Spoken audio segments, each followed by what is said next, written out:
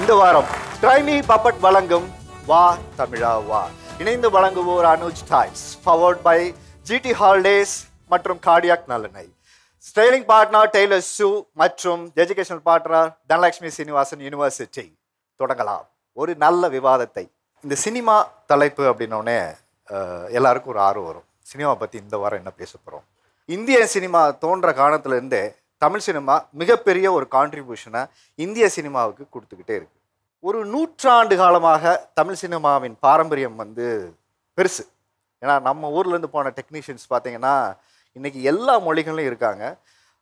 தமிழ் படம் போல் நம்ம எடுக்கணும், தமிழ் படத்தில் போய் நடிச்சிடணும், தமிழ் படத்தில் ஒரு வாய்ப்பு கிடைச்சிடாதான்னு பாலிவுட்லேருந்து இங்கே வந்தவங்க பல பேர். தமிழ் சினிமாவை முன்னெடுத்துகிட்டு போகிறதுக்கு மிக ரசனையுள்ள உங்களை போல ரசிகர்கள் மிக மிக முக்கியம். இதுக்கு நடுவில் பஞ்சாயத்து பண்ண நான் வரல, அதை நான் முன்னாடியே சொல்லிடுறேன்.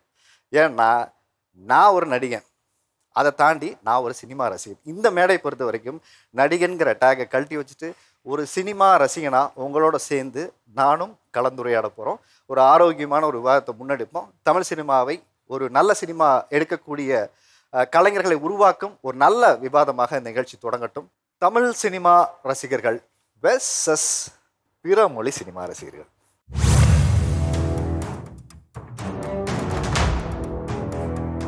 தமிழ் சினிமா ரசிகர்களாகிய நீங்கள் உங்கள் நினைவில் முதல் படமாக பார்த்த படம் எது? இந்த படம் எனக்கு ஃபஸ்ட் டைம் பார்த்தோன்னே என்னால் அதை மறக்கவே முடியாத ஒரு அனுபவங்க அப்படின்னு சொல்கிற விஷயம் இது. அந்த மாதிரி படம்னு பார்த்தா கமலஹாசன் நடித்த புன்னகை மன்னன். புன்னகை மன்னனில் பாதிச்ச விஷயம்னா கமல் சாரோட சிறப்பான நடிப்பு. 2 வேடத்தில் நடிச்சிருப்பார். ஒன்று லவ்வாக இருக்கும், இன்னொன்று காமெடியாக இருக்கும். காமெடியனுக்கு கூட ஒரு காதல் உள்ளுக்குள்ளே அடங்கியிருக்குன்றத மிக சிறப்பாக காட்டுவாங்க அதை. அதனால் புன்னகை மன்னன் படம் இன்ன வரையும் எனக்கு காதல் காவியமாக மனசுலேயே இருக்கும். உண்மையிலே அது கமல் சார் கரியர்லும் சரி, பாலச்சந்திரன் சாரோட பயோகிராஃபியிலும் ஒரு மிக முக்கியமான ஒரு படம் புன்னகை மன்னன். இந்த மாதிரி தான் கேட்குறேன். அந்த மாதிரி எனக்கு அட்டகாசம் சார். ஆக்சுவலாக அது நான் அந்த படம் நான் டிக்கெட்டே எடுக்காமல் போனேன். அது எப்படின்னா எங்கள் அண்ணன் ஃப்ரெண்ட்ஸ்லாம் போனாங்க. அப்போ நான் இவ்வளோ தான் இருப்பேன். கைலிக்குள்ள போட்டு மறைச்சு கூட்டு போயிட்டாங்களா? ரவுண்டு போட்டு என்ன உள்ளே கூட்டிகிட்டு போயிட்டாங்க. போயிட்டு பார்க்கும்போது ஆக்சுவலாக அந்த படம் பார்க்கும்போது ஃபஸ்ட் டைம் எனக்கு ஆடியன்ஸ் அவ்வளோ கத்துறது, அந்த தல தீபாவளி பாட்டுக்கெலாம் செம ரெஸ்பான்ஸ். ரொம்ப சந்தோஷம். இது மாதிரி தான் கேட்குறேன். சின்ன வயசுல பார்த்த படம்னு எடுத்துக்கிட்டா நம்ம கண்டென்ட் ரீதியாக அதை நம்ம அணுகி இருக்க மாட்டோம். ஜஸ்ட் நம்ம பார்த்துருப்போம், ஏதோ ஒன்று நம்மளை பாதிச்சிருக்கும். எனக்கு அப்படி பாதிச்ச படம்னா பருத்தி வீரன்.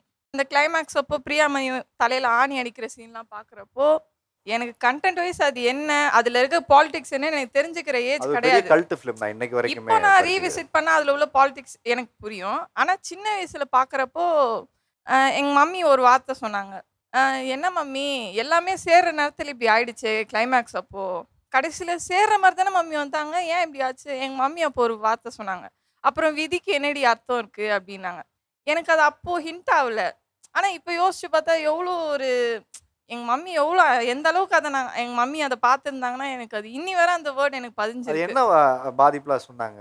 மேபி எங்களோட பேரண்ட்ஸோட மேரேஜ் இன்டர் காஸ்ட் மேரேஜ், அதனோட தாக்கத்தில் வேணால் அவங்க சொல்லியிருக்கலாம். மெல்ல மெல்ல நான் என்னோட ஃபேமிலியை பார்க்கும் போதும் சரி, அப்போ என்ன வழியிலேருந்து தான் எங்கள் மம்மி அந்த வேர்ட் சொல்லியிருப்பாங்க. ரொம்ப ஹிட் பண்ண படம். அடுத்து சின்ன வயசில் ரொம்ப பிடிச்ச படம்னு இருக்கிறது ஜென்டில்மேன் தான். நான் அந்த படத்தை பார்த்து அர்ஜுன் ரசிகன் ஆகிட்டேன். ஒரு கமர்ஷியல் படம் இப்படி தான் இருக்கும் அப்படின்னு எனக்கு சின்ன வயசில் தெரிஞ்ச படம் அதுதான். இப்போ என்னோட பார்வை நிறையவே மாறி இருக்கு. ஆனால் சின்ன வயசில் அந்த தியேட்டருக்குள்ளே படிக்கட்டெல்லாம் உட்காந்துக்கிட்டு பார்த்தாங்க அந்த படத்தை அந்த தியேட்டரில். ஸோ அந்த எக்ஸ்பீரியன்ஸ் எனக்கு ஒரு புதுசாக இருந்தது. ஒரு படம்னா இப்படி தான் எக்ஸ்பீரியன்ஸ் இருக்கும் தியேட்டரில் பார்க்கும்போது அப்படின்னு. என்னோட ஞாபகத்தில் இருக்கிற படம்னா முதல் எங்கள் ஊரில் சொக்கன் தேட்டர்னு ஒரு தேட்டர் இருந்துச்சு. அந்த தேட்டரில் சொக்கத்தங்கம் படம் பார்த்தோம். அது மட்டும் எனக்கு நல்லா ஞாபகத்தில் இருக்குது. என்ன வயசு உங்களுக்கு அப்போ? வயசுல எனக்கு இன்னும் ஞாபகத்தில் இல்லை. ஆனால் நான் சின்ன பையனாக போயிருக்கேன், உட்காந்தது, அந்த மண்ணு தேரில் விளாண்டது, அந்த சின்ன சின்ன அந்த நினைவுகள் தான் மண்டியில் இருக்குமே தவிர அது எந்த வயசு என்னன்றதெல்லாம் முழுசாக எனக்கு சொல்ல அது எப்படின்னு சொல்ல தெரில. அப்படி மறக்க முடியாமல் மனசில் எப்பயுமே இருக்கிற 2 படங்கள் இருக்குது. ஒன்று கட்டுறது தமிழ், இன்னொன்று அங்காடி தெரு. ஏன்னா அதில் பிரபாகர் அந்த கேமரா முன்னாடி உட்காந்து வாக்குமூலம் கொடுக்கும்போது ஒவ்வொன்றா சொல்லிகிட்டே வருவார். அப்போ தமிழ் படித்தவன், சோஷியாலஜி படித்தவன், பொலிட்டிக்கல் சயின்ஸ் படித்தவன்லாம் செத்தானுங்க, நான் கூட பரவாயில்ல ஏதோ வாத்தியார் வேலை வாங்கி பிடிச்சிப்பேன் அப்படின்னு. அந்த அந்த வரிகள் எனக்கு நான் பிஜி முடிச்சதுக்கப்புறம் தான் ஓட்டுச்சு. நான் பிஜி பொலிட்டிக்கல் சயின்ஸ். எனக்கு நான் சொல்கிற மூவி பார்த்தீங்க அப்படின்னா 90s கிட்ஸ்க்கு ரொம்ப பிடிச்ச மூவி, எவர்கிரீன் மூவினே சொல்லலாம். ஆப்போசிட் அணியில் கூட இருக்கிறவங்களுக்கு கூட அந்த மூவிஸ் பிடிச்சிருக்குன்னே சொல்லலாம். சூரியவம்சம் படம் தான் எனக்கு ரொம்ப பிடிக்கும். ஸோ இப்போ டிவியில் போட்டால் கூட நான் ஃபுல்லாக ஒரு பிரேக் விட்டால் கூட ஏஞ்சி போகாமல் உட்காந்துட்டு ஸ்நாக்ஸ் அப்படியே பார்க்குற படம்னா சூரியவம்சம் படம் ரொம்ப பிடிக்கும்.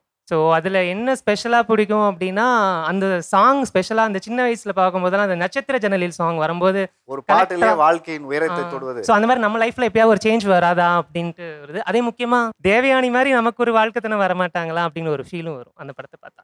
தேவயானி மட்டும் வாழ்க்கையில் வந்தா எல்லாமே மாறிடுமேன்னு நிறைய ஒரு ஃபேமஸான ஒரு மீம்ஸ் ஓடுது. அதை நீங்கள் சொல்கிறத கேட்கும்போது அதான் ஞாபகம். 90s கிட்டோட தலையெழுத்து சார். கல்யாணம் ஆயிடுச்சா? ஆகலை சார். தேவயானி போன்று இல்லை, அதை விட நல்ல அழகான உங்களுக்கு ஒரு வரன் அமைய வா தமிழா வா மூலியமாக உங்களுக்கு நாங்கள் வாழ்த்துகிறோம். ரொம்ப மனசை போட்டு கஷ்டப்பட்டு புளிஞ்ச படம்னா விசாரணை படம். விசாரணை வெற்றிமாறன் சாரோட. அப்போ என் ஃப்ரெண்டு வந்து இன்ஜினியரிங் படித்தான். அவனும் நான் தான் கும்பகோணத்தில் தான் போய் பார்த்தோம். ஒரு போலீஸ் சிஸ்டம் ஒரு சாதாரண மனுஷனை போட்டு இப்படி வந்து அடிக்குதேடா கொள்ளுதேடா அப்படின்னு சொல்லிட்டு அவன் எல்எல்பி போய் ஜாயின் பண்ணி இப்போ அட்வொகேட்டாக ப்ராக்டிஸ் பண்ணிட்டான் ஹைகோர்ட்டில். அந்த படம் பார்த்து ஒரு விசாரணை ஒரு படம் அவன் லைஃபே மாற்றிருக்கு. சந்திரமுகி படம் ஃபர்ஸ்ட் டே நைட் ஷோ போயிருந்தோம்னு நினைக்கிறேன். அப்பா வந்து ஒரு தீவிர ரசிகர், ரஜினி ரசிகர். எனக்கு தெரிஞ்சு ஒரு பீக் தமிழ் சினிமா மொமெண்ட்னா வந்து சந்திரமுகி அன்னைக்கு நைட் ஷோ தான். இப்படி தேட்டர்லலாம் ஆடுவாங்களா அப்படிங்கிறதே எனக்கு தெரியாது. ஃபியூச்சரில் வந்த படங்கள் அஜித் மங்காத்தா ஆகட்டும், ஆரம்பம்க்கெலாம் நான் அதை பண்ணேன், அது வேறு விஷயம். பட் ஃபர்ஸ்ட் டைம் வந்து நான் விட்னஸ் பண்ணது வந்து சந்திரமுகியில தான். ஒரு தாக்கத்தை ஏற்படுத்துச்சு, இல்லைன்னா என் வாழ்க்கையில் வந்து ஒரு மாற்றத்தை ஏற்படுச்சு அப்படின்னா யுத்தம் செய் சார். ஸோ அந்த படம் வந்து அந்த எக்ஸ்பீரியன்ஸ் என்னால் உண்மையிலே வாழ்க்கையில் மறக்கவே முடியாது. நான் சும்மா பேச்சுக்கெலாம் சொல்கிறது இல்லை. அந்த படம் பார்க்கும்போது என் மனசுக்குள்ள ஒரு படத்தால் இவ்வளோ பெரிய தாக்கத்தை உண்டாக்க முடியுமா, இப்போ எனக்கு மட்டும் ஆயிடுச்சுன்னா அது எனக்கு மட்டும் தான் இருக்குது அப்படின்னு இருக்கும். எங்கள் அம்மாவும் பார்க்குறாங்க என் கூட சேர்ந்து, அவங்களும் அதே எமோஷன்ஸை வந்து ஃபீல் பண்ண முடியுது அவங்களால. எப்படி இவங்களால இந்த மாதிரி ஒரு படத்தை எடுக்க முடியுது, இந்த மாதிரி ஒரு கண்டென்ட் எப்படி கொடுக்க முடியுது. இந்த ஸ்டைல் ஆஃப் மேக்கிங் வந்து மற்ற படத்துக்கும் இதுக்கும் பார்த்தீங்கன்னா ரொம்பவே டிஃப்ரெண்ட்டாக இருந்துச்சு. கமர்ஷியல் மூவிஸ்லேருந்து இது ரொம்ப டிஃப்ரெண்ட்டாக இருந்துச்சு. நீங்கள் மிஷ்கின் சாரோட ஃபேனுங்கிறது நீங்கள் போட்டிருக்க மஞ்சள் கலர் சுடிதாரை வச்சு நாங்கள் கண்டுபிடிச்சிட்டோம். நான் வந்து முத பார்த்தது எங்கள் அம்மா கூட்டிகிட்டு போனது பசி படம். சோபா பசி. இப்போட அந்த டைரக்டர் சார் துரை சார் இப்போ தான் இறந்தாருன்னு நியூஸில் சொன்னாங்க. அப்போ எங்கள் ஊரில் வந்து ஒரு டிக்கெட்டு 55 காசு டிக்கெட்டு, 55 பைசா. எங்கள் அம்மா கூட்டிகிட்டு போனாங்க. எங்கள் அம்மாவே அழுதுட்டாங்க. ஏம்மா அழுவுறேன்னா, படம் வந்து அவ்வளோ கருத்துள்ள படம் வந்து. ஆனால் கடைசியில் அந்த படம் வந்து சோபாவுக்கு ஜனாதிபதி விருது கொடுத்தாங்க. அந்த படம் எங்கள் ஊர் பட்டுக்கோட்டையில் அந்த படம் வந்து 75 நாள் ஓடுனுச்சு அந்த படம். அதுலேருந்து எனக்கு தமிழ் சினிமானா எனக்கு உயிர். இப்போ ரீசெண்டாக படம் பார்க்குறீங்களா நீங்கள்? இப்போ அது இல்லை சார், படம் பார்க்குறல. இப்போ வந்து என்னன்னா படம் ஒன்றும் புரிய மாட்டேங்குது, என்ன ஏதுன்னு தெரிய மாட்டேங்குது. புரிய மாட்டேங்குதா? இப்போ ஒன்று அது படம் நீங்கள் படம் புரிய மாட்டேங்குதுன்னா இந்த பக்கம் வந்து உட்காரணும். நீங்கள் நியாயமா நீங்கள் என்ன அங்கே உட்காந்துருக்கீங்க? அப்போ உள்ள படம்லாம் கருத்து உள்ள படம் எடுப்பாங்க வந்து. இப்போ உள்ள பார்த்தீங்கன்னா அது ஒன்று சொல்கிற மாதிரி இல்லை. இப்போ நீங்கள் இறங்கி இந்த பக்கம் வாங்க. நீங்கள் வாங்க, அந்த பக்கம் போய் உட்காருங்க. சேர் இந்த பக்கம் மாற்றுங்க. வாங்க, உங்கள் கூட்டத்துக்கு வந்தோடனே ஒரு ஆள் சேர்த்து கொடுத்துருக்கேன். தமிழ் சினிமாவில் இல்லாதது பிற மொழி சினிமாவில் அப்படி என்னதாங்க இருக்கு? Story, content.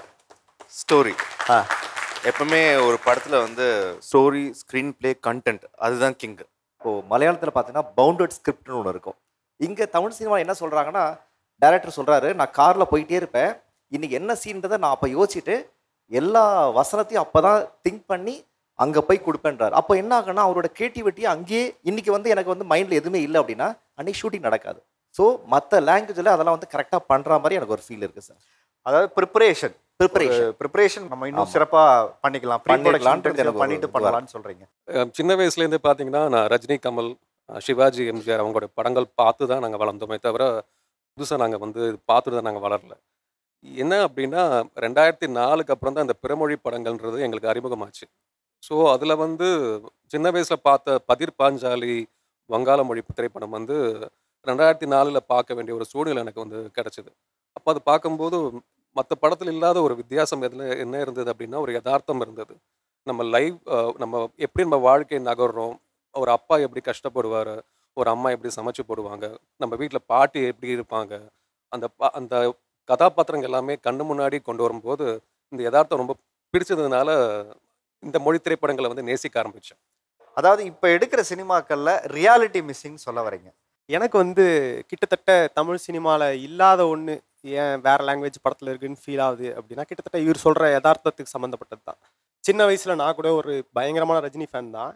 பட் ஒரு குறிப்பிட்ட ஏஜுக்கு அப்புறம் வளர்ந்ததுக்கப்புறம் நம்ம ஒரு வாழ்க்கை வாழ்கிறோம் இங்கே. அந்த வாழ்க்கையில் நம்ம ஒரு மாதிரி சினிமா இல்லாமல் எல்லாருக்கும் ஒரு லைஃப் இருக்குல்ல. இப்போ அந்த லைஃப்பை நேவிகேட் பண்ணுறதுக்கு நம்ம ஒரு ஸ்ட்ரகிள் இருக்குது பார்த்தீங்களா, அந்த ஸ்ட்ரகிளோட லேயர்ஸ் வந்து தமிழ் சினிமாவில் ஏதோ ஒரு இடத்துல விட்டு போயிடுச்சு. போன ஜென்ரேஷனில் இது இருந்துச்சு. 2010க்கு அப்புறம் அது ரொம்ப குறைஞ்சி போயிட்டதா வந்து நான் ஃபீல் பண்ணுறேன். அண்டு ஒரு குறிப்பிட்ட பாயிண்ட்டுக்கு அப்புறம் நம்ம லீட் பண்ணுற லைஃப்பில் நம்ம பார்க்குற ரியாலிட்டி இருக்குல்ல, அந்த ரியாலிட்டி இங்கே தியேட்ரிக்கல் ரிலீஸில் வர படங்களில் ரொம்ப கம்மியாயிட்டதா பர்சனலி ஃபீல் ஆகுது. லைக் நான் ஒரு குறிப்பிட்ட பாயிண்ட்டுக்கு மேலே எனக்கு பிடிச்சதுன்னா எனக்கு வேணாம், நான் வாழ்கிற வாழ்க்கையை நான் ஸ்க்ரீனில் பார்க்கணும்னு நினைப்பேன்ல, அந்த புள்ளியில் வந்து தமிழ் சினிமா வந்து ஒரு பெரிய இறங்கு பாதையில் இப்போ இருக்குது அப்படிங்கிறது தான் ஃபீல் ஆயிடுச்சு. தமிழ் சினிமாவை பொறுத்த வரைக்கும் சமீப காலங்களில் தான் இந்த பிரச்சனை இருக்குது. அதுக்கு முன்னாடி கூட இந்த அளவுக்கு ப்ராப்ளம்ஸ் வந்து இருந்தது கிடையாது. நம்மளும் தமிழ் சினிமா பார்த்து தான் வந்து வளர்ந்துருக்குறோம். எல்லாமே தமிழ் சினிமாவில் இருந்து தான் தெரிஞ்சிட்ருக்கோம். ஒரு சினிமாவோட பேசிக்ஸ் என்ன அப்படிங்கிறத வந்து இங்கேருந்து தான் தெரிஞ்சிருக்கோம். அதனால் ஒட்டுமொத்தமாக தமிழ் சினிமாவுக்கு எதிரானவங்க அப்படிங்கிறது கிடையாது. தமிழ் சினிமாவில் என்ன ப்ராப்ளம்னா எல்லாமே ரொம்ப க்ளீஷேவாக மாறிடுச்சு அப்படின்னு நினைக்கிறேன். எல்லா படங்களுமே கிட்டத்தட்ட ஒரே கதைகள், ஒரே டெம்ப்ளேட் அதே தான் இருக்குது அப்படின்னு நினைக்கிறேன். ஒரு 2010க்கு அப்புறம் அந்த காமெடி பிளாக், அப்புறம் சாங்ஸ் இதெல்லாமே வந்து ரிமூவ் பண்ணியிருந்தாங்க. பட் ஸ்டில் அது வந்து வேற ஒரு வகையில் வந்து திரும்ப வந்துக்கிட்டே இருக்குது. ஒரு நாஸ்டால்ஜியாவை தூண்டுறோம் அப்படின்ற பேரில் வந்து அதையே தொடர்ச்சியாக வந்து ரீடூ பண்ணிக்கிட்டே இருக்கிறாங்க அப்படின்னு நினைக்கிறேன். ஸோ அதுவும் ஒரு டெம்ப்ளேட்டாக மாறுது. இந்த டெம்ப்ளேட்ஸ் வந்து அதர் லாங்குவேஜ் சினிமாவில் கொஞ்சம் கம்மியாக இருக்குது. உதாரணமாக என்ன மாதிரி டெம்ப்ளேட்னு ஏதாவது எக்ஸாம்பிள் உங்களுக்கு தோண விஷயங்கள்? குவென்டின் டரண்டினோட படங்களில் இருக்கிற அந்த மியூசிக், அவர் வந்து எக்ஸ்டர்னலாக மியூசிக் வந்து அந்த படங்களில் அவர் பயன்படுத்துவார். அதையே வந்து இங்கே கார்த்திக் சுப்பராஜ் வந்து ட்ரை பண்ணார். அப்புறம் அது லோகேஷ் கனகராஜ் ட்ரை பண்ணார். அப்புறம் நெல்சன் ட்ரை பண்ணார். ஸோ இது வந்து அடுத்தடுத்து எல்லாருமே ட்ரை பண்ணும்போது அது என்ன ஆகுதுன்னா அது ஓவர் டூ ஆகிடுது. ஒரு இன்ஸ்பிரேஷன் தானே? இன்ஸ்பிரேஷன் தான். பட் அது ஒரு கிளீஷ்டாக மாறிடுது. அது கிளிஷாவாக மாறுதுங்கிறீங்க? ஆமாம், மாறுது அப்படின்னு நினைக்கிறேன். இல்லை, நீங்கள் அதையும் இப்போ அதை பார்க்காதவங்களுக்கு இது புதுசு தானே? அதை பார்க்காதவங்களுக்கு இது புதுசு தானே? நீங்கள் எல்லா சினிமாவையும் பார்க்கறதுனால ஒப்பிட்டு பார்க்குற ஒரு கல்ச்சருக்குள்ளே போயிட்டீங்களோன்னு எனக்கு நீங்கள் பேசுகிறதுலேருந்து முடியுது. 4 பேர் பேசல. டெம்ப்ளேட்ஸ் வந்து ஃபைனு. ஆனால் அந்த டெம்ப்ளேட்ஸோட வேலிடிட்டி வந்து ஒரு 4 to 5 இயர்ஸுக்கு அப்புறம் இட் அப்பியர் ரெப்படிட்டிவ். கிளீஷேஸ் அப்படி தான் ஃபார்ம் ஆகுறது. ஆக்சுவலி இப்போ ஒரு டைமில் நம்ம ரெஃப்ரெஷிங்காக ஒன்று இருக்குது அப்படின்னா ஒரு செட் ஆஃப் ஃபில்ம் மேக்கர்ஸ் அதையே திரும்ப ரீடூ பண்ணுறது இருக்குல்ல. ஒரு ஆள் வந்து ஒரு ட்ரூ இன்ஸ்பிரேஷன் நினைச்சு அதை அவங்க படத்துல காட்டுறது தவறு ஆனதை திரும்ப நீங்க ஏன் இங்க ட்ரை பண்றீங்கன்னு just to make it appear new அப்படின்னு சொல்றீங்க. அது வந்து ஒரு ஓன் வாய்ஸா இருக்கிறத காட்டிலும் வேற ஒரு இடத்துல இன்ட்ரெஸ்டிங்கா இருந்த ஒரு ஃபினாமினாவை தூக்கிட்டு வந்து தமிழ்ல இம்ப்ளிமெண்ட் பண்ற மாதிரி ஒரு போலச் செய்தல்னு சொல்லுவாங்க. அந்த மாதிரி இருக்கிற மாதிரி காட்டுறதுக்கு ஒரு எஃபர்ட் இருக்குல்ல. அது வந்து ஸ்டார்டிங்ல ஒரு குறிப்பிட்ட ஃபேஸுக்கு புதுசா இருக்கும். ஒருவேளை அந்த ரசிகர் வந்து அந்த டைரக்டரோட இன்டர்வியூஸை பார்த்து அந்த ஒரிஜினல் படத்தை போய் பார்த்துட்டாருன்னு வச்சுக்கோங்களேன், at the end of the day இந்த டெக்னிக்கை தான் நம்ம வந்து ரீக்ரியேட் பண்ணுறது தான் நம்ம தொடர்ச்சியாக பார்க்குறோமா அப்படின்ற இடத்துல ஒரு ரசிகருக்கு ஒரு ஏமாற்றம் கிடைக்கல. நான் ஒரு டைமில் ஒரிஜினல்னு நடித்த ஒரு ஃபீல் அது வந்து ஆக்சுவலாக வேற ஒரு இடத்துலேருந்து இன்கார்பரேட் பண்ணப்பட்டது அப்படின்றதுல வந்து அங்கே ஒரு ரசிகருக்கு ஒரு ஏமாற்றம் வருதுல்ல. அதனால டெம்ப்ளேட்ஸ் அப்படி பார்த்தா நமக்கு வந்து ஒரு காட்ஃபாதர்லேருந்து நாயகன் நமக்கு கிடச்சிருக்காது. காட்ஃபாதர் வந்து டேரக்டான இன்ஸ்பிரேஷன். ஆனால் வந்து நாயகனை இங்கே இருக்கிற லொக்காலிட்டிக்கு ஏற்ற மாதிரி இம்ப்ளிமெண்ட் பண்ணாங்களே. இவர் பாயிண்ட் அவுட் பண்ணுற படங்கள் எல்லாமே இந்த டாக்டிக்ஸை யூஸ் பண்ணி வர்ற படங்கள் தான். அது எல்லாமே பிளாக் பஸ்டர்ஸாக மாறுற படங்கள். It is working.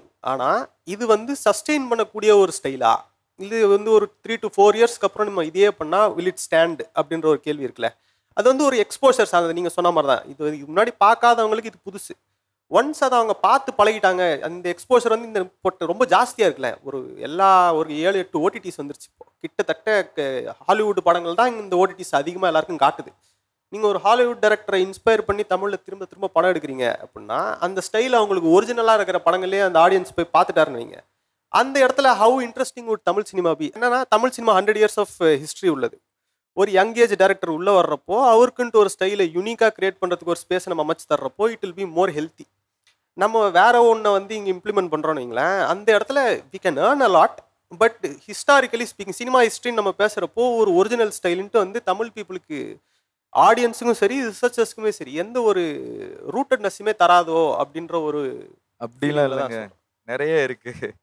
அதாவது யதார்த்த சினிமாக்கள் இல்லை, கிளிஷேவா இருக்குன்னு சொன்னீங்கல்ல, அதெல்லாத்தையும் தாண்டி ஒரு லிஸ்ட் இருக்கு. அந்த படங்கள் நீங்க பாத்துறீங்களா, சப்போர்ட் பண்ணிருக்கீங்களான்னு எனக்கு தெரியல. கிடா, டாடா, அயோத்தி, இந்த மாதிரி ஒரு பெரிய லிஸ்டே இருக்கு. இந்த லிஸ்ட்ல இருக்கிற படங்கள் நான் சொன்னேன்னா இவ்வளோ படங்கள் நீ எத்தனை பேர் பார்த்துருக்கீங்க, எத்தனை பேர் ஸ்கிப் பண்ணியிருக்கீங்கன்னு. கொண்டாடப்பட வேண்டிய படங்களை நீங்கள் விட்டுட்டீங்க.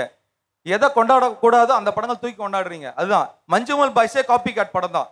படம் இளையராஜா சாருக்காகவும் கமல் சாருக்காகவும் தான் படம். அந்த குணா படம் அந்த ஒரு படத்தை வச்சு காப்பி கேட் பண்ணீங்க. அது கிளிஷே தானே, இட்ஸ் a பியூர் கிளிஷே. இல்லைங்க, தமிழ் சினிமாவை பிளெண்டா சொல்லாதீங்க. எல்லாருமே தமிழ் படங்கள் பாக்குறீங்க, நீங்க கொண்டாட தவறிட்டீங்கன்னு சொல்லுங்க, நாங்க ஒத்துக்கிறோம். ஆக்சுவலி அவர் சொன்னார் அயோத்தி படம் நிறைய படங்கள்லாம் மிஸ் பண்ணுறேன். அயோத்தி அப்படின்ற ஒரு படம் ஃபஸ்ட்டு ப்ரிவியூ ஷோ முன்னாடி போனது. ப்ரிவியூ ஷோ நல்ல ரிவ்யூஸ் கொடுக்க ஆரம்பிச்சது தான் மக்கள் அந்த படத்தை தேடி வந்து பார்க்க ஆரம்பித்தாங்க. அதனால தான் அந்த படம் நல்ல ஒரு ரிவ்யூ போய் இன்னைக்கு நல்ல விமர்சகங்களால் கொண்டாடப்படுற படம், மக்களாலையும் கொண்டாடப்பட்டிருக்கு. ஓஸ்லர்னு ஒரு படம், ஸ்டார் வேல்யூ உள்ள படம். மம்முட்டி சார் அதில் பண்ணியிருக்காரு, ஒரு சின்ன கேமியோ பண்ணியிருக்காரு. ஃபுல் படம் வந்து லீடு வந்து ஜெயராம் சார் பண்ணியிருக்காரு. அந்த படத்துலேயே கமல் சாரோட ஒரு சின்ன சாங் ஒன்று ஒரு பிட்டு வச்சுருக்காங்க. ஒரு சில கிளிஷேவான விஷயங்களை படம் சக்ஸஸ்க்குன்னு தமிழ் சினிமாவில் தான் எடுத்து வைக்கிறாங்க எல்லாமே. ஸோ இன்னைக்கு இருக்கிற ட்ரெண்டுக்கு Tamil cinema artist, Tamil cinema songs, Tamil cinema background scoring, Tamil சினிமாவில் இருக்கக்கூடிய பழைய கண்டென்ட்டை இதை ரீமேக்ன்ற பேர்லையும் அதுலேருந்து சில இன்ஸ்பிரேஷன்ற பேர்லையும் பண்ணிட்டு இருக்காங்க. ஆர்குமெண்ட் பயங்கர ஹீட்டாக போயிட்டு இருக்கு. அடுத்து நம்மளோட ஒரு 3 சிறப்பு விருந்தினர் நம்மளோட வந்திருக்காங்க. எனக்கு தெரிஞ்சு அவருக்குன்னு ஒரு ஃபேன் கூட்டம் இன்றைக்கும் மீம்ஸ்லேயும் சரி, இன்றைக்கும் அவரை மறக்காமல் வச்சுருக்க ஒரு கூட்டம். சிஎஸ் அமுதன் சார் வந்திருக்காங்க. அதுக்கு அடுத்தது வந்து பிரசாத் முருகேசன் நம்மளோட இணைஞ்சிருக்காரு. கிடாரி, அதுக்கப்புறம் மத்தகம். ரொம்ப சந்தோஷம் சார். ஸோ அவரும் நம்மளோட இன்னைக்கு இந்த டிஸ்கஷனில் கலந்துக்கிறாங்க. அடுத்து வந்தது ஆஷா மீரா ஐயப்பன். ஸோ இவங்க வந்து ஃபிலிம் கிரிட்டிக். ஸோ அவங்ககிட்டையும் பேசுகிறதுக்கு நிறைய விஷயங்கள் இருக்குது. நிறைய ரைட்டர்ஸ் வந்து இப்போ இல்லை, ஒரு பெரிய தேக்கம் இருக்குது. அப்போல்லாம் ஆர் செல்வராஜ் இருந்தாங்க, அப்போல்லாம் வந்து சுஜாதா இருந்தாங்க அப்படின்னு ஒரு பெரிய குறை இருக்குது. ஸோ இந்த ரைட்டர்ஸ் கல்ச்சர் வந்து ஏன் தொலைஞ்சு போச்சுன்னு நினைக்கிறீங்க? இலக்கிய வாசிப்பு வந்து கம்மியாயிடுச்சுன்னு நினைக்கிறேன் சார். மைட் பி இருக்காங்க சில டைரக்டர்ஸ், ஃபிலிம் மேக்கர்ஸ் இருக்காங்க, வெற்றிமாறன் போலாம் இருக்கலாம், நாவல்களை வச்சு அதை தழுவி படங்கள் எடுக்கிறாங்க. ஆனால் இப்போ நியூ டைரக்டர்ஸ், நியூ ஜென்ரேஷனில் வரவங்க இந்த இலக்கிய வாசம் வந்து கம்மியாக இருக்கும் அப்படின்னு நினைக்கிறேன். தமிழ் சினிமாவும் மிகப்பெரிய கமர்ஷியல் டைரக்டர்னு போட்டப்பட்ட எஸ்பி முத்துராமன் அவர்கள் எடுத்த 90% படங்களுக்கு அவர் கதை கிடையாது. எஸ்பி முத்துராமன் அவர்கள் எடுத்த கமர்ஷியல் படங்களுமே கூட. பட் அந்த ஒரு விசாலமான பார்வையோ அல்லது பரந்த மனசோ இப்போ இயக்குநர்களுக்கு சுருங்கி போச்சோ அப்படின்னு நான் நினைக்கிறேன். நீர்வழிப்படுவோம்னு ஒரு நாவல் இப்போ சாகித்ய அகாதமி விருதுக்கு பெற்றுச்சு. ஆனால் வந்து அந்த நாவல் வந்து படமாக்கப்படலை. அதே டைம் பார்த்தீங்க அப்படின்னா வெக்கை அப்படிங்கிற ஒரு நாவல் அசுரன் படமாக மாறுனுச்சு, பட ஹிட். அதாவது நல்ல கதைகளுக்கு நிறைய இருக்கு சார். ஃபார் எக்ஸாம்பிள் 100வது நாள்னு ஒரு படம் வந்துச்சு, பழைய படம், ராஜேஷ்குமார் சாருடைய நாவல். நீங்க இலக்கியத்தை படம் எடுக்கலன்னு சாடம் படங்கள் மட்டும்தான் வந்து ஹிட் ஆயிட்டு இருக்கு. அதுதான் இங்க பிரச்சனை. ஏன்னா இங்க நல்ல கதைகள் இல்லையா இருக்கு, இங்க நல்ல காப்பியங்கள் இல்லையா இருக்கு, எல்லாமே இருக்கு. ஆனா அங்க எடுக்க தவறுறீங்க. ஏன் அப்படின்னா கம்ப்ளீட்லி இட் இஸ் கமர்ஷியல். யாத்திசையை நீங்க ஓட வைக்கலப்ப. யாத்திசையில வந்து தமிழ்ல இருக்கிற சொற்களை தான் வெறும் கம்மி பட்ஜெட்ல எடுத்தாங்க. அந்த படத்துக்கு தேவையான வெற்றியை நீங்க கொடுக்கல, அதுதான் சொல்ல வரோம். யாத்திசைன்னு ஒரு படம் வந்து இங்கே ரிலீஸ் ஆச்சு. எவ்வளோ பேர் உங்க எல்லாருக்கும் தெரியும்? எவ்வளோ பேர் தேட்டரில் போய் பார்த்தீங்க? உண்மையாக சொல்லுங்கள், மனசாட்சியை தொட்டு சொல்லுங்கள். ஏன்னா அந்த படத்தோடைய உழைப்பு வந்து பார்த்தீங்கன்னா பல வருடம் அந்த இயக்குனர் போராடி அந்த ஒரு படம் பண்ணியிருக்காரு. தங்கிட்ட இருக்கிற இவ்வளோ காசை வச்சு குருவி சேர்க்குற மாதிரி சேர்த்து கஷ்டப்பட்டு ஒரு படத்தை தேட்டரில் எடுக்கும்போது அந்த படத்துக்கு எவ்வளோ பெரிய வரவேற்பை நம்ம கொடுத்தோம் சார். அந்த படம் எல்லாருக்குமே ரீச் ஆச்சு. பொன்னியின் செல்வன் வந்ததுக்கு அப்புறமா கூட அந்த படம் ரீச் ஆச்சு. படம் வந்து தியேட்டர் வெளியில வந்து எல்லாத்துக்கும் தெரிஞ்ச அந்த ரீச் வந்து வணிக ரீதியா வெற்றி. பசிக்கும் போது ஒருத்தருக்கு சாப்பாடு போடுங்க, பசி அடங்கினதுக்கு அப்புறம் பிரியாணி வாங்கி கொடுத்து என்னங்க பிரயோஜனம்? அது சார் மட்டன் பிரியாணி சார் அதுன்னு சொல்றதுல என்னங்க பிரயோஜனம்? 2 இயக்குனர்களும் இங்க இருக்காங்க, நம்ம அவங்ககிட்டயுமே இந்த கேள்வி வைக்கலாம். புதுசா வர இயக்குனர்களுக்கு வந்து நிறைய கனவுகளோடும் நிறைய கதைகளோடும் உள்ள வராங்க. அவங்களுக்கு என்ன சார் பெரிய இடைஞ்சலா இருக்கு? இங்கே வர்றதுக்கு முன்னாடி இங்கே நடந்துட்டு இருந்த ஆர்கியூமெண்ட்ஸ் கேட்டுட்டு இருந்தேன். மோஸ்ட்லி அது வந்து தமிழ் சினிமாவோட கம்பேர் பண்ணப்படுறது வந்து மலையாளம் சினிமாவாக தான் நிறைய சொல்லிட்டு இருந்தாங்க. நான் வந்து அதை அவ்வளோ அப்சல்யூட்ஸாக பார்க்க முடியாதுன்னு தான் நினைக்கிறேன். ஏன்னா நீங்கள் வந்து it's a circle. There was a point when Malayalam cinema was in a very bad shape. ரொம்ப மோசமான இடத்துல கண்டென்ட் ரொம்ப தப்பாக இருந்த டைம்லாம் இருந்திருக்கு. வேர் they were dependent on very bad elements to actually அவ்வளோ மோசமான ஒரு சுச்சுவேஷனில் அவங்களும் இருந்திருக்காங்க. we are going through a phase. இப்போ நம்ம இந்த பர்டிகுலர் ஃபேஸ் வந்து ஆக்சுவலாக தமிழ் சினிமாவுக்கு பார்த்தீங்கன்னா இட்ஸ் வெரி ரொம்ப சேலஞ்சிங்கான ஃபேஸு. நம்ம கரெக்டாக ஒரு கிரே ஏரியாவில் மாட்டியிருக்கிற மாதிரி தான் இருக்கும். நம்ம ரைட்டர்ஸ் வந்து ரொம்ப கம்மியாக இருக்காங்கன்ற மாதிரி நீங்கள் சொன்ன மாதிரி எனக்கு ஒரு இம்ப்ரெஷன் இருந்துச்சு. ஆமாம் சார், 100% உண்மை இல்லை. நிறைய ரைட்டர்ஸ், எக்கச்சக்கமான people are trying to get in to the industry. அது நமக்கு வந்து ரைட்டர்ஸ் பஞ்சாங்கிறது கிடையவே இல்லை கிடையாது சார், நம்ம இப்போ மணிகன் கூட ஒரு இன்டர்வியூவில் சொல்லியிருந்தாரு, நம்ம ஊரை பொறுத்த வரைக்கும் ரைட்டர்ஸ் வந்து ஒரு டீ வாங்கி கொடுத்தா போதும்னு நினைக்கிறாங்க. அவங்களுக்கான போதிய அங்கீகாரமும் ஒரு அதுதான் பணமும் கொடுத்து நம்ம அதை ரெகனைஸ் பண்ணுறது இல்லை, அவங்களுக்கு டைட்டில் அவங்க கொடுக்குறது வந்து இங்க சர்வைவ் பண்றதுக்கு நம்ம கொடுக்குற, அவங்க ஒரு படம் கமிட் ஆகிட்டா கூட நம்ம கொடுக்குற அந்த தொகைன்னு இருக்குல்ல, அதை வச்சு ஒண்ணுமே பண்ண முடியாது. அது அந்த ஐதர் அந்த ரெஸ்பெக்டோ இல்லை அந்த அந்த மணியோ அவங்களுக்கு கிடைக்கிறது இல்லை.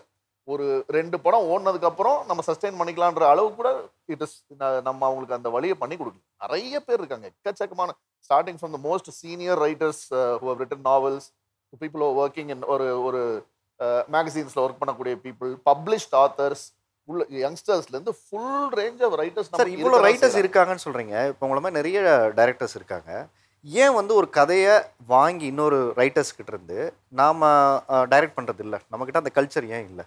கதை வாங்குறதுங்கிறத பற்றி நிறையா அவங்களும் பேசியிருந்தாங்க, எல்லாம் பேசியிருந்தாங்க. பட் சினிமாவில் வந்து கதை மட்டுமே ஒரு விஷயம் இல்லை.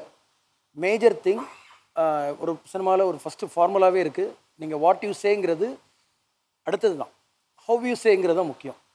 நீங்கள் அதை வந்து மலையாளம் ஹவ் யூ சேங்கிறது, ஏன்னா வாட் யூ சேங்கிறது ஸ்டோரி, ஹவ் யூ சேங்கிறது ஸ்கிரிப்ட்.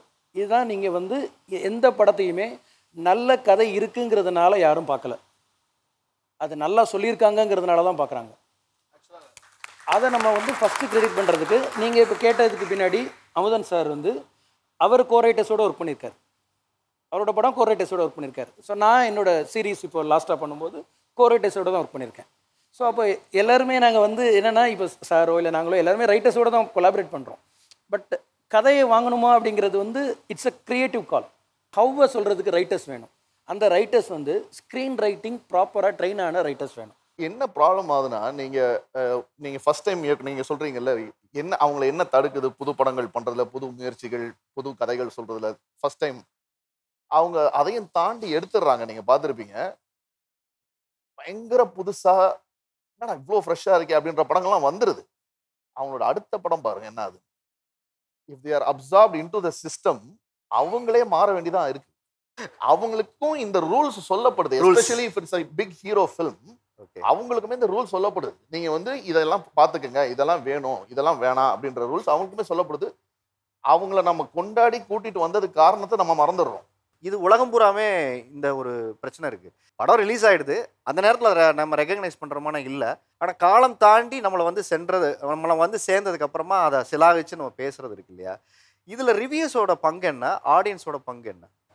எல்லா ரிவ்யூவர்ஸ்க்குமே, நான் மட்டும் இல்லை, ரிவ்யூவர்ஸ் எங்கே வந்து ஒரு முக்கியமான பங்கு வந்து ப்ளே பண்ணுறாங்க அப்படின்னு பார்த்தீங்கன்னா, இப்போ நம்ம வந்து சின்ன பட்ஜெட் படங்கள்னு பேசிகிட்டு இருக்கோம் இல்லையா? அதாவது வந்து பெரிய ஒரு ஃபேஸ் கார்டு இல்லாமல், ஒரு நேம் இல்லாமல், அந்த மாதிரி படங்கள் வர்றப்போ அந்த படம் நல்லா இருக்குது அப்படின்னு சொல்லி கொண்டு போய் சேர்க்கறதுல தான் எங்கள் வேலை இருக்குது. அங்கே தான் நாங்கள் ஆக்சுவலி எஃபெக்டிவாக இருக்கோம் அப்படிங்கிறது என்னுடைய நம்பிக்கை. ஏன்னா வந்து இதுக்கு நான் நிறைய எக்ஸாம்பிள் சொல்வேன். ஏன்னா வந்து இப்போ நீங்கள் பார்த்தீங்கன்னா அருவி, எனக்கு தெரிஞ்சு ரொம்ப நல்லா ஞாபகம் இருக்குது. ஒரு வெட்னஸ்டே எங்களுக்கு வந்து ப்ரெஷ் ஷோ போட்டாங்க, டியூஸ்டேவோ வெட்னஸ்டேவோ. யூஸ்வலாக வந்து தேர்ஸ்டே ரொம்ப ரிலீஸ்க்கு பக்கம் தான் போடுவாங்க. பட் முன்னாடியே போட்டு காமிச்சு 3 நாள் மொத்த ப்ரெஸ்ஸுமே வந்து எழுத வந்து பர்மிஷன் கொடுத்து, நீங்கள் எழுதுங்க, நீங்கள் வந்து உங்களோட ஒப்பீனியன்ஸை வந்து சொல்லுங்கள் அப்படின்னு சொல்லி ஃப்ரைடே அன்னைக்கு ஹவுஸ்ஃபுல். அது எப்படி நடந்துச்சு? ஆனால் இப்போ அதே வந்து நீங்கள் ரிவர்ஸில் பார்த்துக்கிட்டீங்கன்னு வச்சுக்கோங்களேன். இப்போ வந்து ஒரு பெரிய ஸ்டார் இருக்கிற படத்தை நாங்கள் என்ன சொன்னாலும் அது ஓட தான் போகுது. அங்கே நாங்கள் எதுவுமே நாங்கள் வந்து சொல்கிறதோ இல்லை வந்து அது வந்து ஒரு மாற்றத்தை க்ரியேட் பண்ணாது. ஏன்னா வந்து ரொம்ப தெளிவாக இருக்காங்க ஆடியன்ஸ். ஏன்னா எனக்கு இந்த படத்துலேருந்து இதுதான் எனக்கு வேணும், அந்த படத்தில் அவங்களுக்கு அது தேவைப்படலை. அதை நம்ம தப்புன்னு சொல்ல முடியாது. எல்லா வகையான சினிமாவும் எக்ஸிஸ்ட் ஆனால் மட்டும்தான் சினிமா வளர்ச்சியாக இருக்க முடியும் இல்லையா? இப்போ வந்து கமர்ஷியல் சினிமாங்கிறது கெட்ட சினிமாங்கிற மாதிரி ஒரு ஒரு ஒரு ஒரு இமேஜ் கிரியேட் இருக்குது. அது அப்படி கிடையவே கிடையாது. கமர்ஷியல் சினிமாக்குன்னு ஒரு கிராஃப்ட் இருக்குது, அது எல்லாராலையும் ஈஸியாக பண்ணிட முடியாது. பார்த்துட்டு இருக்க நிறையா சினிமா கனவுகளோடு இருக்க அவங்களுக்காக டேக்அவேவா ஒரு வரியில், தம்பி இதெல்லாம் டிப்பு, இப்படி நீ தயாராகி வா அப்படின்னா என்ன சொல்லுவீங்க? இப்படி தான் சினிமாவில் இருக்கணும் அப்படின்னு யார் சொல்கிறதையும் நம்பாதீங்க, நான் முதற்கொண்டு. ஏன்னா every journey is unique. Assistant டேரக்டராக இருந்து வந்தால் தான் வரணும்னு ஒரு சில பேர் சொல்லுவாங்க. ஏன்னா அவங்க அப்படி வந்திருப்பாங்க. அசிஸ்டன்ட் டேரக்டர் இருந்துன்னா ஒரிஜினாலிட்டி போயிடும் உனக்கு, நீ ஸ்ட்ரைட்டாக வான்னு சில பேர் ஓன் ஜேர்னி தான். யார் சொல்கிறதையும் காதலே வாங்கிக்காதீங்க. Be true to yourself. உனக்கு என்ன நல்லா வரும்னு உனக்கு தான் தெரியும். அதை உண்மையாக பண்ணுங்க. அவ்வளோ. Well sir sir. Prasad sir நீங்கள் சொல்லுங்கள். எல்லாத்தையுமே ப்ரொஃபஷ்னலாக அப்ரோச் பண்ணணும்னு நினைக்கிறேன். ஏன்னா ஆர்ட்டுங்கிறது வந்து ஃபஸ்ட்டு நமக்கு தோணும்போது என்னென்னு தோணும்னா நம்ம மைண்டில் அது தோணிருச்சு, ஐடியா தோணிருச்சுன்னு நினைப்போம். ஆனால் அதை வந்து ஒரு ஸ்கிரிப்டாக மாற்றுறதுக்கோ ஒரு படமாக மாற்றுறதுக்கோ தேவைப்படுறது என்னென்னா நம்ம எக்யூப் ஆகணும். ஸோ எவ்ரி மொமெண்ட் லேர்ன் பண்ணிக்கிட்டே இருக்கணும். ஸோ லேர்னிங் மட்டும் விடக்கூடாது, அவ்வளோதான். நீங்கள் உங்களோட பேசிக்காக நீங்கள் நமக்கு ஒரு திறமை இருக்குதுன்னு நம்புகிறோம் இல்லையா, அது அடுத்த நாள் மாறிடும். நான் நம்புகிற திறமை நாளைக்கு மாறிடும். ஆர்குமெண்ட் பயங்கர ஹீட்டாக போயிட்டு இருக்கு. சிறப்பு விருந்தினர்களாக 2 சிறப்பு விருந்தினர்கள் நம்மளே வந்திருக்காங்க. ஸோ பேராசிரியர் டி தர்மராஜ், நாட்டாரியல் அறிஞர். ஸோ அவர் வந்து இன்னைக்கு நம்மளோட நிறைய விஷயம் பேசியிருக்காரு. நம்மளும் அவர்கிட்ட நிறைய கேட்டு தெரிஞ்சுக்கலாம். அடுத்து வந்து இங்கே பிரபாகர் சார், மதுரை அமெரிக்கன் காலேஜில் தமிழ் டிபார்ட்மெண்ட்டோடைய ஹெச்ஓடியாக இருக்கார். சினிமா மேல் தீராத காதலும் அன்பும் கொண்டவர். ஸோ இந்த ஜென்ரேஷனில் நீங்கள் பார்க்குற ஒரு பெரிய மாற்றம், அதை பற்றி நம்ம நிறைய உங்கள்கிட்ட கேட்க வேண்டியது இருக்குது. அதுக்கு முன்னாடி எந்த ஜானரு நம்ம தமிழ் சினிமாவில் வரவே மாட்டேங்குது? உண்மைக்கு நெருக்கமான தமிழர்களோட வாழ்வியல், இன்றைய தமிழர்களோட வாழ்வியல். இன்றைய தமிழர்கள் வாழ்வியல் சார்ந்த படங்கள் வரலன்னு நினைக்கிறேன். வரதே இல்லை. ஓகே, வாழ்வியல் சார்ந்தனா இப்போது நிறைய படங்கள் எடுக்கிறாங்களே. இப்போ கூட பார்த்தீங்கன்னா குட் நைட் ஒரு படம் வந்தது. அவங்க வாழ்க்கையில் நடக்கிற ஒரு சின்ன சம்பவம், அந்த கொரட்டை வர்றது அவங்க வாழ்க்கையில் ஒரு அந்த படம் சூப்பர் டூப்பர் ஹிட் ஆயிடுச்சு. அந்த மாதிரி வர படங்கள் வந்து சூப்பர் டூப்பர் ஹிட் ஆயிடுது. அந்த மாதிரி படங்கள் நிறைய வர்றது கிடையாது. ஏதோ 1-2 படங்கள் வர்றது, அந்த படங்கள் மிகப்பெரிய ஹிட் அடிக்குது. ஸோ மக்கள் அதுக்கு சொல்றீங்க. வந்த படத்தை நான் சொல்றேன், அப்புறம் வந்து நிறைய படம் வரலன்னா 100 படமும் அது மாதிரி எடுக்கணுங்கிறீங்களா? இல்லை, இப்போ மலையாள படங்களை பற்றி நம்ம பேசுகிறோம். அதில் நிறைய படங்கள் அது வருது, வர எல்லா படங்களும். அதுதான் உங்களுக்கு தகவலுக்கு சொல்கிறேன். இப்போ நீங்கள் 4-5 படம், இப்போ ஹிட்டான ஒரு 4 படம் சொல்லுங்கள் முதல்ல, நான் வரேன் உங்கள்கிட்ட. ஆவேசம், பிரேமலோ, மஞ்சுமேல் பாய்ஸ், ஆடுஜீவிதம், பிரேமயுகம், அப்புறம் 5 படம் ஆச்சு. இது வரைக்கும் நீங்கள் இந்த சொன்ன இந்த படங்களுக்கு இடையில ஒரு 40-50 படம் வந்துட்டு சரியாகவே போகலை. தியேட்டர்லேருந்து பெரிய ரெஸ்பான்ஸ் இல்லை. உண்மை சம்பவத்தை தழுவி வர்றது வந்து கொஞ்சம் குறைவாக இருக்குது கம்பேரிட்டிவ்லி. ஒரு நல்ல சினிமா என்ன செய்யும் அப்படின்னா, ஒரு நல்ல சினிமா என்னை தூங்க விடாமல் செய்யும். அதுதான் நான் நம்புகிறேன். என்ன ஒரு படம் தூங்க விடாமல் என்னை அந்த அளவுக்கு டிஸ்டர்ப் பண்ணுதுன்னா, அது எந்த அளவுக்கு எனக்கு நெருக்கமா இருந்திருக்கு, எந்த அளவுக்கு அதை நான் ரிலேட் பண்றேன், எந்த அளவுக்கு அதை என்ன பாதிக்குதுங்கிறது. செய்யலையா Tamil cinema? Of course Tamil cinema தூங்க விடாம செய்யுது. விடுதலை பார்த்துட்டு தூக்கமில்லை, 96 பார்த்துட்டு தூக்கமில்லை, ராட்சசன் பார்த்துட்டு தூக்கமில்லை, எத்தனையோ படங்கள். ஒரு செக்ஷுவல் ஹராஸ்மெண்ட் ஆகிற மாதிரி ஒரு விஷயத்தை இமேஜினேஷன் பண்ணின்னு வச்சுங்க, ஒரு பையன் ஒரு பொண்ணை பண்ணுற மாதிரி தான் இருக்கும். ஆனால் உண்மையில சொல்லப்போனால் ஒரு பையனுக்கு செக்ஷுவல் ஹராஸ்மெண்ட் நடக்கும், சைல்டுல நடக்கும். ஆனால் இங்கே யாரும் அதை பற்றி பெருசாக சினிமாவில் எடுத்துக்கிற, முக்கியம் தமிழ் சினிமாவில் அதை எடுத்துக்கவே கிடையாது. சொன்னாங்கல்ல, உண்மை கதைகளை வந்து தழுவி படம் வர்றதில்லை அப்படின்னு சொன்னாங்க. ஒரு சினிமாங்கிறது என்னென்னா, ஒரு எண்ட் ரிசல்ட் வந்து ஒரு டிஸ்கஷனை உருவாக்கணும் சொசைட்டியில். அதுதான் சினிமாவுடைய பர்பஸ். அது எப்படின்னா, ஒரு இண்டிவிஜுவல் லைஃப்பில் ஒரு டிஸ்கஷனை உருவாக்காமல் ஒரு சொசைட்டிக்குள்ளே ஒரு டிஸ்கஷனை கட்டமைக்கணும். இப்போ ஜெய்பீம்னு ஒரு படம் வந்தது. அந்த படம் வந்து ரொம்ப அற்புதமான இருளர் மக்களுடைய வாழ்வியலை சொன்ன ஒரு படம், அதிகார வர்க்கத்திற்கு எதிராக ஒரு கேள்வி கேட்ட ஒரு படம். அதை விட ரொம்ப ஒரு பெரிய இம்பாக்ட் என்ன தெரியுமா? ஒரு படம் வந்து எவ்வளோ கமர்ஷியலாக ஹிட்டு கொடுத்ததுன்றதை தாண்டி எவ்வளோ இம்பாக்ட் கிரியேட் பண்ணுச்சுன்னு சொல்லிட்டு. தமிழ் சினிமா ஏன் வந்து ஒரு பெரிய இண்டிவிஜுவல், அது ஏன் ஒரு ஸ்பெஷாலிட்டி இருக்குன்னு நான் சொல்கிறேன்னா, ஒரு தனி மனிதனால ஒரு மாற்றம் வந்துடும் அப்படின்றத ஒரு சினிமா தொடர்ந்து நம்ப வைக்குது இல்லை. இப்போ ஒரு ஹீரோ இருக்காரு, அந்த ஹீரோ அந்த படத்துல இருந்து அந்த ஹீரோ வருவார், நம்மளை காப்பாற்றுவார். இப்போ அவதார் படத்தெல்லாம் பார்த்தோம்னா அவங்களுக்குள்ளே ஒரு மீட்பர் உருவாக மாட்டார், வேற எங்கிருந்தோ ஒருத்தர் வருவாங்க. இந்த பூமி வாசி போயிட்டு அங்கே போய் காப்பாற்றுவார். அந்த மக்கள் அடிமைப்பட்டிருக்கிறாங்க, அவங்களுக்குள்ள ஒரு ஹீரோ உருவாக்கணும். இப்போ அந்த மக்களுக்குள்ளவே ஒரு மீட்பர் உருவாக்கும். வட சென்னைன்னு ஒரு படத்துல அற்புதமான ஒரு சீன் இருக்கும். வடசென்னை படத்தில், அந்த படத்தில் என்னன்னா, ராஜன் கேரக்டர் பார்த்து அந்த பொண்ணு சொல்லும், அங்கே இருக்கிற ஒரு லேடி சொல்லுவாங்க, என்ன சொல்லுவாங்கன்னா, நீங்கள்லாம் ஆம்பளைங்க வெளியில் போயிடுறீங்க, நாங்கள் பொம்பளைங்க குழந்தை குட்டிகள்லாம் வச்சுட்டு வீட்டில் இருக்கணுமே அப்படின்னு சொல்லி யதார்த்தமாக கேட்பாங்க. ஏன் உன் பங்குக்கு நீ வந்தால் 2 பேரை வெட்ட மாட்டியா அப்படின்னு வாப்பில் ரொம்ப யதார்த்தமாக கேட்பார் ராஜன் அந்த வார்த்தையை. இது வந்து எப்படின்னா, அந்த மக்களுடைய வாழ்வியலுக்கு எதிராக, அவங்களுடைய கல்ச்சருக்கு எதிராக ஒரு ஒரு ஒரு அதிகார வர்க்கத்தில் இருக்கிறவங்க அதை அப்ரெஸ் பண்ண ட்ரை பண்ணும் பொழுது அந்த மக்களுக்குள்ள ஒரு ஹீரோ உருவாக்குறது தான் சினிமாவுடைய நோக்கமே. இப்போ நான் ஒரு ஒடுக்கப்பட்ட சமூகத்திலேருந்து வந்து ஒரு படத்தை பார்க்குறேன். பார்க்கும்போது என் சமூகத்தை காப்பாற்றுறதுக்கு விஜய் வருவார், அஜித் வருவார், கமல் வருவார், ரஜினி வருவார், நான் நம்புறதை விட நான் உருவாகணும். அதுதான் அந்த சினிமா எனக்குள்ள ஒரு இம்பாக்டை கிரியேட் பண்ணும். நான் உருவாகி அந்த இடத்துல நான் இந்த படம் பார்க்கும்போது ஏன்டா என்னால் முடியாதா அது அப்படிங்கிற ஒரு இம்பாக்ட் எனக்குள்ள கிரியேட் பண்ணிச்சேன்னா அதுதான் சினிமாவுடைய வெற்றியை. தமிழ் சினிமா அந்த வெற்றியை கொடுக்குதுன்ற எனக்கு கொடுத்துருக்கு. பர்சனலாக நான் ஒரு லா ஸ்டூடெண்ட்டு, நான் எனக்கு ஒரு அட்வொகேட் ஆயிருக்கேன்னாக்கா எனக்கான அந்த சோஷியல் ரெஸ்பான்சிபிலிட்டி அதிகமாக நான் சினிமாவில் இருந்தால் எடுத்தேன். எனக்கும் தமிழ் சினிமாவில் சில படங்கள் கிட்ட நான் முரண்படுறேன். இடஒதுக்கீடுக்கு எதிராக பேசப்பட்ட படங்களோட நான் முரண்படுறேன். ஒரு சில மக்களை வந்து அப்ரஸ் பண்ணி இவங்கெல்லாம் வந்து இந்த பகுதியில் வாழக்கூடிய மக்கள் கிரைம் பண்ணக்கூடியவங்கன்னு சொல்லி பிக்சரைஸ் பண்ணுற படத்தை நானும் எதிர்க்கிறேன். அதில் நானும் முரண்பட்ட. தமிழ் சினிமா எல்லாமே சூப்பர் ஹிட்லாம் சொல்ல வரல. பிரதீப் நீங்கள் சொல்லுங்கள். நீங்கள் சொல்கிற விஷயம் ரொம்ப கரெக்ட். ஆக்சுவலி நீங்கள் சொல்கிற மாற்றமே வந்து தமிழ் சினிமாவோட அடையாளமாக கடந்த 100 வருஷம் இருந்தது கிடையாது. கிட்டத்தட்ட கடந்த 14 வருஷமாக பாரஞ்சித்தோட வருகைக்கு அப்புறம் தான் அது நிகழ்ந்துச்சே தவிர, அந்த நிகழ்வுமே கூட தமிழ் சினிமாவை ஒரு அதுக்குள்ளே இருக்கிற சிக்கல்களை ரொம்ப வெளிப்படையாக விமர்சனம் பண்ண இடத்துலேருந்து உருவான இடம் தானே தவிர, அந்த இடம் தமிழ் சினிமாவோட இடமா அது ஆரம்பித்த டைம்லேருந்து இருந்ததே இல்லை. அதை வந்து நீங்கள் 80s 90s வர படங்களோட வில்லன்களும் ஹீரோக்களும் நீங்கள் பார்த்தீங்கன்னா அவங்க ஒரு குறிப்பிட்ட சாதியில் சேர்ந்தவங்க தானே இருக்காங்க. இந்த மாதிரி ஒரு வெளியாள்லேருந்து வந்து காப்பாற்றுற மாதிரியான பிராமின் ஹீரோஸ் தானே வைக்கிறாங்க. ரொம்ப ஓப்பனாக சொல்லணும் அப்படின்னா அந்த மாதிரி ஒரு பீரியடில் இருக்கிறப்போ இந்த சாமானிய மக்கள்ல இருந்து ஒரு ஆள் வெளியே வருதுங்கிறதே தமிழ் சினிமாவை விமர்சன போக்கில் அணுகிறதோடைய ஒரு பை ப்ராடக்டாக தானே நம்ம பார்க்க முடியும். இல்லை அதைத்தான் அவர் சொல்கிற பாயிண்ட் அட்மிட் பண்ணுறேன். அதாவது பேச தயங்கின விஷயத்தை டிஸ்கஸ் பண்ணுறது பற்றியா, அதுதான் சினிமாவுடைய மகத்துவமே. எனக்கு தெரிஞ்சு இந்த டைமில் இந்த டாபிக் டிஸ்கஷன் அப்படியே ஓவர் டு தர்மராஜ் போலான்னு நினைக்கிறேன். சார் நீங்களே இப்போ பார்த்தீங்க, இதுக்கு உங்களோட பதில் சொல்லுங்க. எனக்கு இவங்க 2 பேருக்கும் பெரிய வித்தியாசம்லாம் தெரியல. வேற்றுமொழி படங்களை பார்த்துட்டு தமிழ் படங்கள் மேலே பெரிய ஆதங்கத்தில் உட்காந்துருக்கு. தமிழ் பட காதலர்கள் தான் அந்த பக்கமும். அதில் இவங்களுக்கும் அவங்களுக்கும் எனக்கு ஒரு பெரிய வித்தியாசம் தெரியல. ஆனால் நம்ம ஆரம்பித்த இடம் இருக்கு இல்லையா, அது வந்து ரொம்ப முக்கியமான இடம்னு நினைக்கிறேன். ஏன் வந்து இன்னைக்கு மஞ்சுமல் பாய்ஸ் மாதிரியான படங்கள் வந்து தமிழில் இவ்வளவு கொண்டாடப்படுது. இதே மாதிரி ஒரு 4-5 படங்கள் தொடர்ச்சியாக வந்திருக்கு. அதை நீங்கள் கவனிக்கலாம். ஒரு நண்பகல் நேரத்து மயக்கம்னு ஒரு படம், அது ரொம்ப முக்கியமான படம்.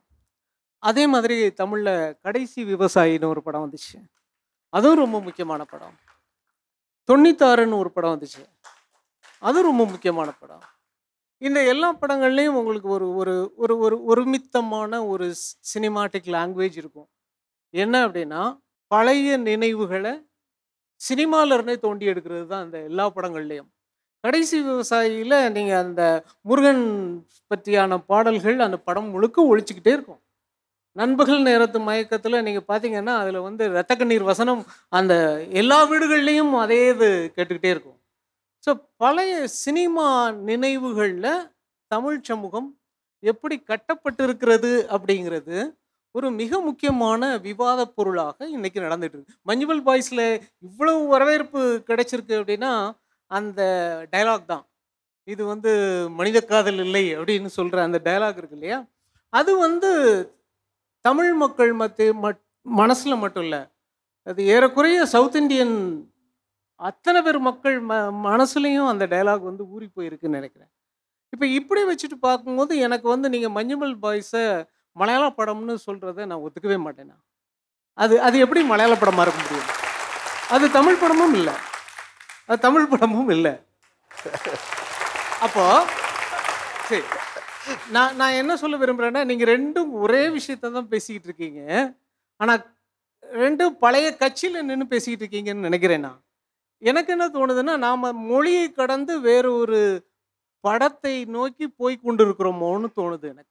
இது வந்து தமிழ் படமும் இல்லை, மலையாள படம் இல்லை, இது என்ன படம்? ஒரு லாங்குவேஜ் என்ன பண்ணுதுச்சோ அதை சினிமா பண்ண ஆரம்பிக்குதோ அப்படின்னு ஒரு சந்தேகம் எல்லா ஆய்வாளர்களுக்கும் இருக்குது. நான் அதனால தான் திரும்ப என்ன சொல்ல போகிறேன்னா, சினிமாங்கிறது வேறு ஒரு யூனிவர்சல் லாங்குவேஜாக டெவலப் ஆகிட்டு இருக்கோங்கிற ஒரு சந்தேகம் வந்து இன்றைய காலகட்டத்தில் ரொம்ப வலுவாக மாறிக்கொண்டு இருக்கிறது அப்படின்னு சொல்கிறோம். மொழிகளை கடந்தது சினிமா அப்படிங்கிறத ரொம்ப அழகாக சொல்லி முடிச்சிருக்காரு. Over to Prabhakaran sir. Tamil படம் சிறந்த படம் அதிகமாக எடுத்திருக்கா அல்லது பிற மொழியில் சிறந்த படங்கள் அதிகமாக எடுத்திருக்காங்கிற ஆர்குமெண்ட்டை பார்க்கும்போது எல்லா மொழிகள்லையும் சிறந்த படங்கள் தமிழ் படங்கள்லையும் இருக்குது. ஆனால் என்ன பிரச்சனைனா, எந்த மொழியில் பெரும்பான்மை ரசிகர்கள் சிறந்த படங்களை ரசித்து கொண்டே இருக்கிறார்கள் அப்படிங்கிறதான் ரொம்ப முக்கியமானது. அப்படி பார்க்கும்போது எனக்கு தமிழ் சினிமாவில் 50 வருஷத்துக்கு முன்னால் இருந்த ரசனை மாறவில்லையோ அப்படின்ற ஒரு சந்தேகம் இருக்குது. உதாரணத்துக்கு அடிமை பெண்கிற படம் வந்து ஏறத்தாழ 50 ஆண்டுகள் ஆச்சு. அடிமை பெண்ணில் அன்னைக்கு வந்து எம்ஜிஆர் வந்து சிங்கத்தை கையால் கிழிப்பார். 50 வருஷம் கழித்து விஜய் அதையே தான் செய்கிறாரு, ஹைனாவை பிடிச்சி கையால் கிழிச்சிட்டு இருக்காரு. ஆனால் எம்ஜிஆர் கிழிச்சது கூட ஒரு நியாயம் இருக்குது. ஏன்னா அது ஒரு சரித்திர ஒரு ஹிஸ்டாரிக்கல் ஒரு புனைவான படம், ரொமான்டிக் படம். அதில் வந்து அவர் ஒரு குகையில் மாட்டிக்கிறாரு, சிங்கம் அவர்கிட்ட வருது. அப்போ அவருக்கு வேறு சாய்ஸே கிடையாது. ஆனால் இங்கே 50 வருஷங்களுக்கு அப்புறம் வந்து மிலிட்ரி இருக்குது, போலீஸ் இருக்குது, துப்பாக்கி இருக்குது. ஆனால் நம்ம ஹீரோ வந்து கையால் தான் போய் ஒரு ஹைனாவை வந்து இது பண்ண வேண்டிய நிலையில் இருக்குது. அப்போ இது வந்து எதை காட்டுது அப்படின்னா, 50 ஆண்டுகளாக இந்த மெயின் ஸ்ட்ரீம் சினிமா என்பது நம்முடைய ரசிகர்களை ஒரே மாதிரியான ரசனைக்குள்ளே வச்சுருக்கு. அப்போ நல்ல படங்களே இல்லையானா இருக்குது, தொடர்ந்து நல்ல படங்கள் இருக்கத்தான் செய்யுது.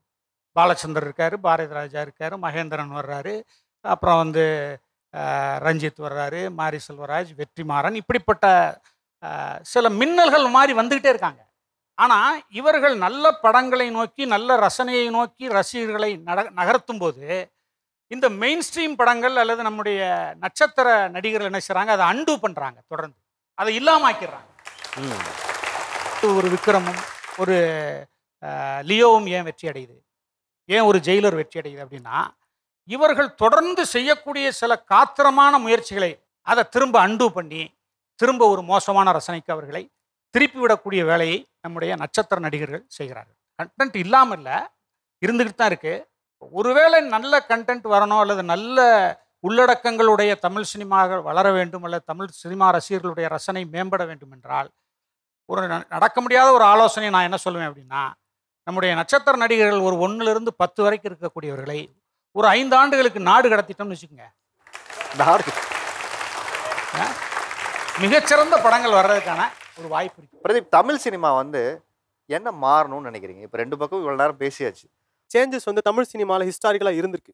அது எப்போ நடக்கும்னா, நம்ம ரொம்ப வெளிப்படையாக அது எப்போ தெரியும் அப்படின்னா, ஒரு பெரிய ஹீரோ தமிழ் சினிமாவில் எஸ்டாப்ளிஷ் ஆனதுக்கப்புறம் அந்த ஹீரோக்கு ஒரு டிக்ளைன் நடக்குதுன்னு வைங்களேன். இப்போ திடீர்னு அந்த ஹீரோ இல்லாமல் போகிறாரு அப்படின்னா அந்த இடத்துல ஒரு ஸ்பேஸ் கிரியேட் ஆகும், புது கண்டென்ட்டுக்கான ஸ்பேஸ். நிறைய ஹீரோஸ் வந்து அந்த இடத்துக்கு வர ட்ரை பண்ணி புது புது கண்டென்ட் நோக்கி போவாங்க.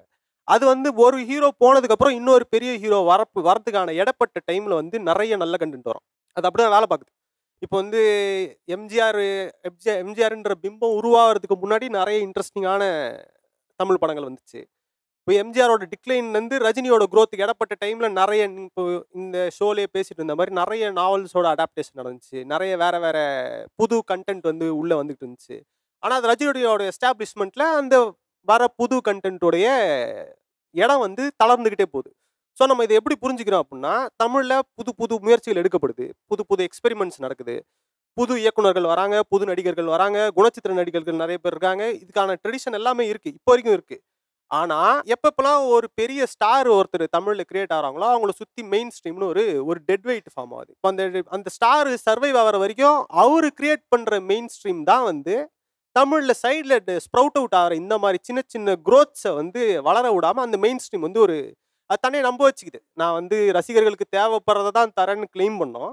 At the same time box office collection வச்சு நான் செலவு பண்ணி பாருங்க, நான் போட்ட காசு எடுத்து காட்டிட்டேன். அப்போ இது வந்து ரசிகர்களுக்கு தேவைப்படுற விஷயம் தான்ட்டு அது தன்னைத்தானே செல்ஃப் சஸ்டெயின் பண்ணிக்கும். இப்போ அவர் வந்து சொன்னார்ல, 50 வருஷமாக வந்து ஒரு ஆடியன்ஸு மாற்றமே இல்லாமல் இருக்கிற மாதிரி நான் ஃபீல் பண்ணுறேன் அப்படின்ட்டு. அடிமை பெண்ணில் எம்ஜிஆர் வந்து பண்ணது தான் விஜய் வந்து லியோவில் ஹைனா வச்சு பண்ணுறாரு அப்படின்ட்டு. அந்த அனுமானம் வந்து ரொம்ப சரின்னு நினைக்கிறேன் நான்.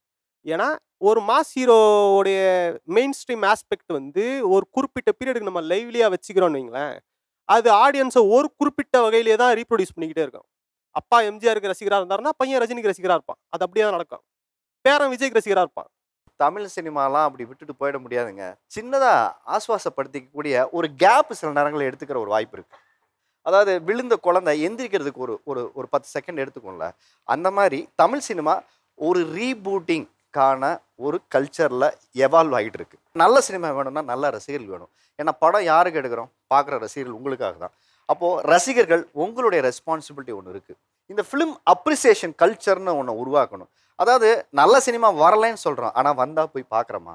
ஏன்னா ஒரே வரியில் சூப்பர், மொக்க, இது ஒன்றுக்கு லாய்க்கு இல்லை, இது ஏதோ லேகாக இருக்குது. தமிழ் சினிமா எப்படி பாதுகாக்கிறது? தமிழ் சினிமா பார்க்குற பார்வையாளர்களுடைய ரசனை உயரணும். அதே நேரத்தில் பார்க்குற படத்தை பாராட்டி மனசார கொண்டாட நம்ம தயாராக இருக்கணும். இதுதான் மிகப்பெரிய ஒரு மாற்றத்திற்கான ஒரே வழி. இது மாறினாதான் தமிழ் சினிமா அடுத்த தரத்துக்கு உயரும். ரசிகர்களாகிய உங்களுடைய ரசனை மாற்றம் என்பது இந்த தமிழ் சினிமாவை மீண்டும் உயிர்ப்பித்து எடுக்கும் என்ற நம்பிக்கை எனக்கு ரொம்ப சந்தோஷமாக இந்த மேடையில் எனக்கு இருக்குது. ஏன்னா உங்களை போன்ற ரசிகர்கள் இருக்கிற வரை தமிழ் சினிமா வாழ்ந்து கொண்டே இருக்கும், நிறைய புதிய கலைஞர்களை வார்த்தெடுக்கும். கைவி பப்பட் வழங்கும் 5000 ரூபாய் மதிப்புள்ள கேஷ் வவுச்சர் இன்னைக்கு சிறப்பாக பேசின ஒருத்தருக்கு கொடுக்கணும். பாலியல் சீண்டல் அப்படின்னாலே பெண்களுக்கு மட்டும்தான் அது நடக்குது, அது மட்டும்தான் இங்கே பேசப்படுது, அது மட்டும்தான் படமாக்கப்படுதுன்னு ரொம்ப அழகாக சொன்னார். ஆனால் அது இல்லைங்க, பசங்களுக்கும் இப்படி ஒரு பிரச்சனை இருக்குது. இந்த பிரச்சனையை எவ்வளோ பேர் பேசுகிறாங்க, அதை பற்றி யார் படம் பண்ணுறாங்க, அதை இந்த மேடையில் தைரியமாக வந்து சொன்ன அவருக்கு தான் இன்னைக்கு 5000 ரூபாய்க்கான கிஃப்ட் ஆம்பர். வாங்க, அவருக்கு இந்த கிஃப்ட் ஆம்பரை கொடுக்க தமிழ் சினிமா மாறவே மாட்டேங்குதுங்க. எங்கள் காலத்துலலாம் பயங்கரமாக இருந்துச்சுங்க. இந்த அணியிலிருந்து அந்த அணிக்கு டிரான்ஸ்ஃபர் பண்ணோம்ல. ஐயா வாங்க, உங்கள் கையால் கொடுங்க.